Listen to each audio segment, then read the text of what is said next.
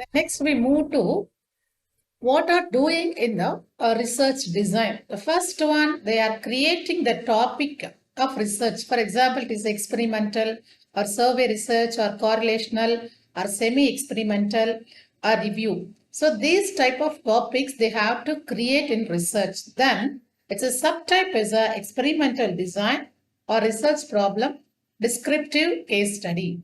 So this is the small introduction about what is research design. Next, we move to what are the main types of research design in research.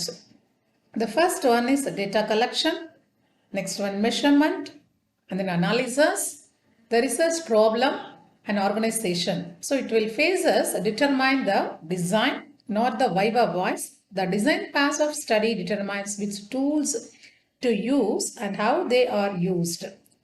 So this is a simple introduction of research design only. Then we move to what are the elements in research design. So it is elements means what are the includes or what are contents in that is called only elements only. So the first one, the essential elements of the first one is accurate purpose of statement. So what is the statement or what is the problem we have to research in future? That is called accurate purpose of statement.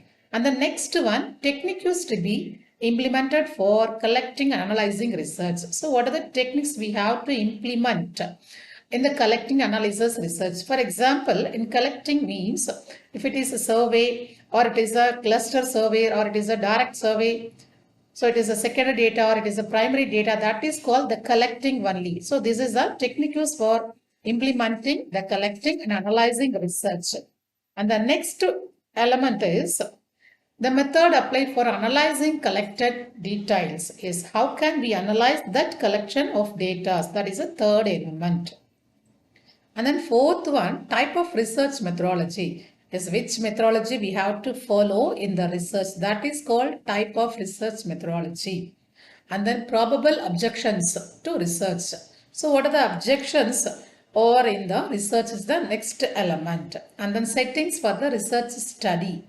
So the research study, the scope of the study, how much, that is called the setting for the research study. And then measurement of analysis. So how can we measure that analysis? What are the tools or what are the variables? How much that is called the measurement of analysis only. And then characteristics of research design. What is the characters? Suppose it is only for the literature view or it is in the depth research in the, that is called characteristics only. And the next one, a proper design sets the study for success only. That is why the successful research studies provide a accurate and unblemished. So we will need to create a survey and meets the main characteristics of the research design.